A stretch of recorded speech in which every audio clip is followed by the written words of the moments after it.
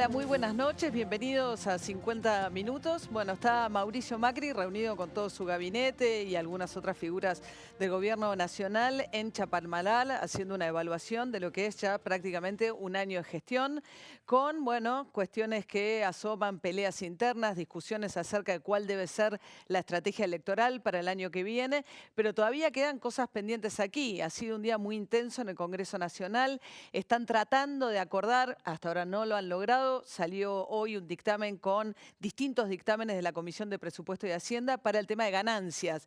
¿Quiénes van a pagar ganancias el año que viene? ¿A partir de qué nivel de ingresos? ¿Qué va a pasar con el monotributo? ¿Se va a actualizar el monto de facturación del monotributo? ¿Se puede o no descontar los alquileres? En el medio de esta discusión, Mauricio Macri, de alguna manera, contradiciendo todo lo que había ocurrido en el debate en el Congreso Nacional, metió por la ventana la posibilidad de que familiares directos de funcionarios públicos puedan entrar en el blanqueo. El blanqueo termina una nueva etapa importante el 31 de diciembre.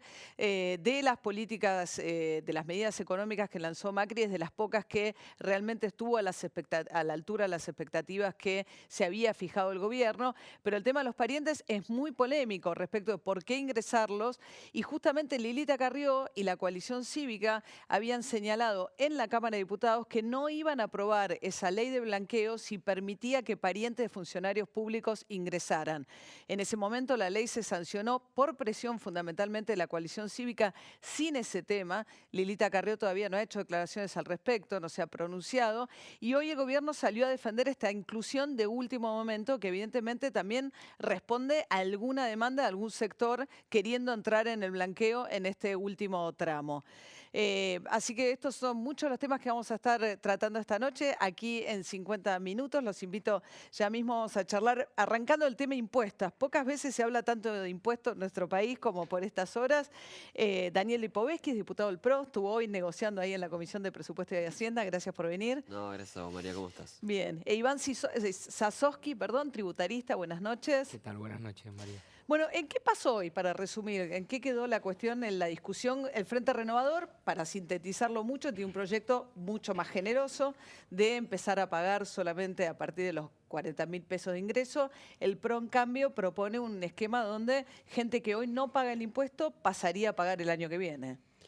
Mira, hoy lo que pasó fue que terminamos de dictaminar el proyecto, cada bloque dio su propio parecer sobre lo que pensaba sobre el tema de la reforma del impuesto a las ganancias, todos partiendo de una base, que había que reformar la ley, nosotros también, por eso el presidente Macri envió el proyecto del Poder Ejecutivo, nosotros trabajamos sobre esa base, que era una base más o menos de lo que veníamos conversando en realidad con los otros bloques de antes, porque recordemos que cuando se votó el presupuesto hace un mes más o menos en la Cámara de Diputados, ayer se dio... Está bien, pero digamos, yo me imagino ahí del otro lado diciendo, me van a actualizar el monto de monotributo, voy a poder descontar alquileres, ¿qué va a pasar? Por eso, bueno, en ese margen, lo que hicimos hoy dictaminar, tomamos la base del proyecto del Poder Ejecutivo, que modificaba también las escalas, que hace 6 años que no se modifican, y además lo mejoramos, como venimos haciendo siempre en el Congreso, que incluimos, por ejemplo, la posibilidad de deducir el tema de alquileres, que nos parecía muy importante, ningún gobierno antes lo había hecho, y hoy en la Argentina cada vez más gente alquila porque hay muy difícil acceso al crédito hipotecario. Tope. Por supuesto, sí, el tope se puede descontar hasta 48.000 pesos anuales de 4.000 o sea, yo gano 28.000 pesos, estoy dentro del impuesto a las ganancias, puedo descontar 4.000 pesos por mes. Así es, así es. Mis ingresos. Digamos, vos lo descontás, entonces eso significa que vas a pagar menos, te van a descontar menos de ganancia. Es decir, eso va todo a tu... Es una deducción. Exactamente, eso te va todo a que tengas menos descuento y por lo tanto esos 4.000 pesos es como que vas a pagar menos de alquiler, pensando en el sentido del ingreso que hoy, si no estuviera eso, vos pagarías el alquiler y no podrías deducirlo de eso. Ahora por lo menos pagás el alquiler, pero de eso que pagaste el alquiler hay 4.000 pesos menos que vas a poder deducir. Exactamente. ¿Aumentan la facturación del monotributo? También, es un tema que estaba muy atrasado, hace un montón de tiempo que no se tocaban los topes y por lo tanto con la inflación, cuando uno factura más, implicaba que ibas saltando de categoría, por lo tanto lo que nos propusimos también es actualizar las categorías. Ahora, el mínimo no imponible, ¿no? ¿A partir de cuándo se paga? Si se actualiza lo que propone el gobierno, hay 500.000 de personas que este año no pagan y al actualizarlo apenas un 15% por efecto de la inflación, más gente que hoy no está pagando empezaría a pagar el año que viene. Sí, en realidad ahí lo que hay que tener en cuenta es que la lógica del impuesto a las ganancias no viene siendo respetada en los últimos años. ¿Por qué?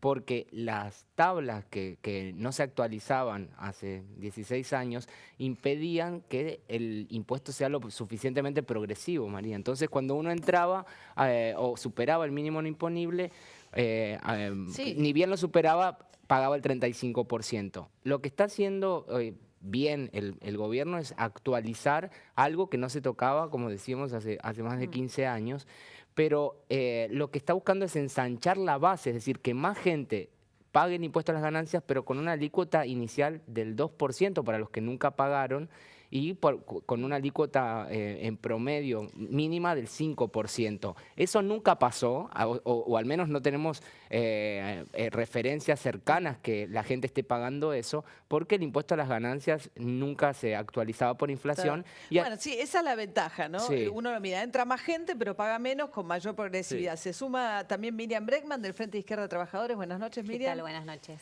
La promesa de Macri había sido en campaña: los trabajadores no tienen por qué pagar ganancias, ¿no? Hoy dijo, no, eso es un problema del 3% de los trabajadores que están en blanco, como diciendo, era un argumento muy del kirchnerismo, que decía, esto es un Exacto. tema solamente de los trabajadores asalariados que mejor ganan en la Argentina. Sí, bueno, primero marcar eso que vos decís.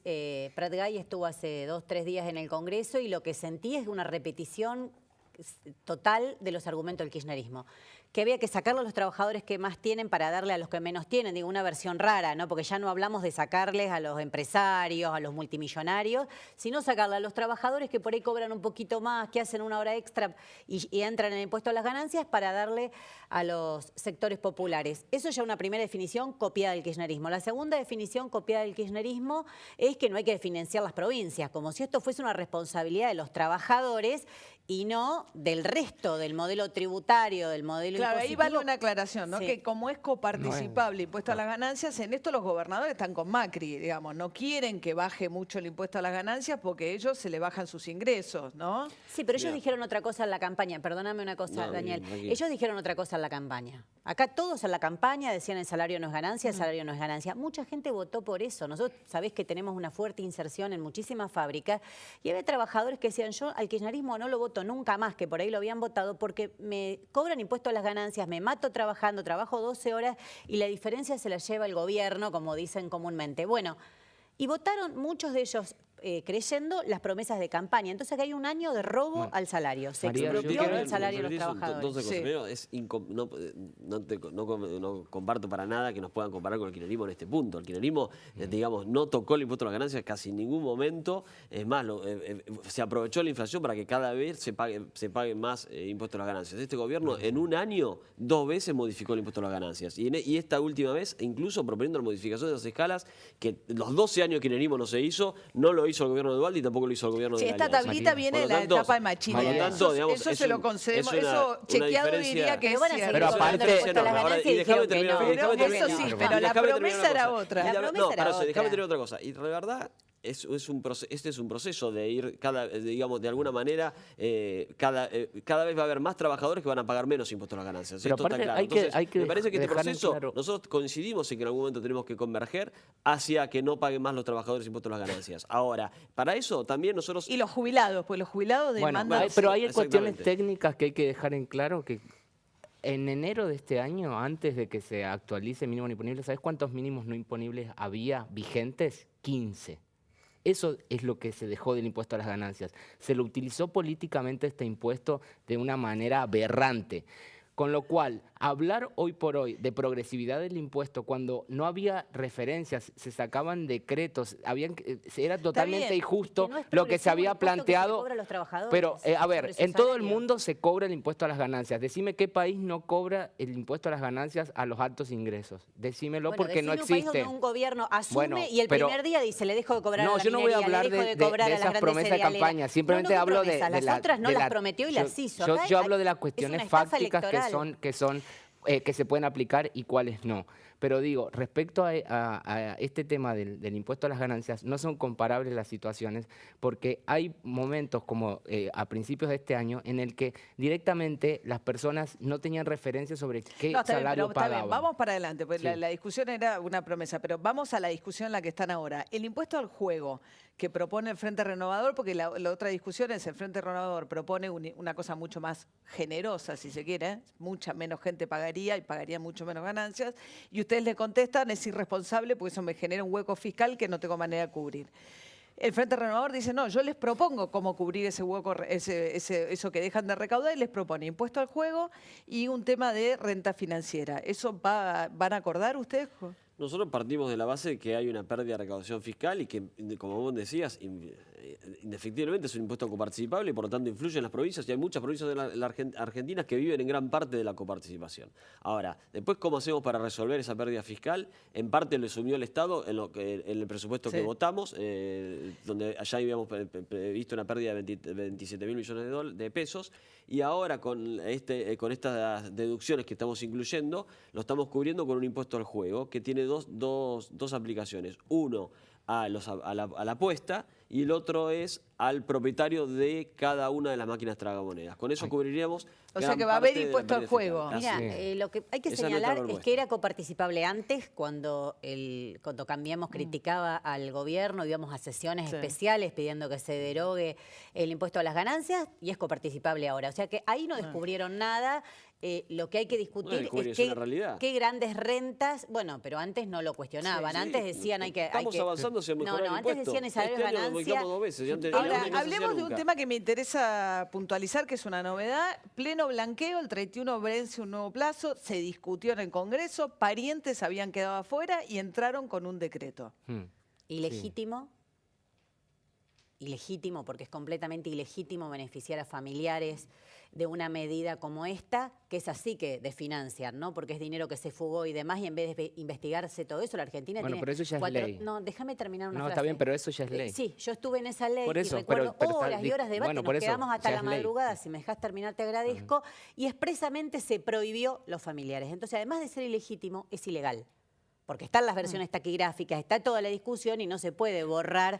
Así que creo que son dos actos. Evidentemente hay muchos familiares muy ansiosos. Hay que reconocer también, ¿no? Hay que reconocer también que esa ley se tuvo que sacar de forma apurada. Recordemos que están los hijos menores emancipados. Este es el mismo artículo que deja, por esto mismo, porque dejó errores, por ejemplo, que los familiares, tanto hijos menores como hijos mayores, podían blanquear y los únicos que quedaban excluidos eran los menores emancipados. Bueno, pero quiero decir que la ley salió con errores. ¿Querés defender el gobierno tanto que...? No, yo no defiendo al gobierno, simplemente hablo desde la técnica que dejaron una ley desprolija con este tipo de errores. Esto se discutió.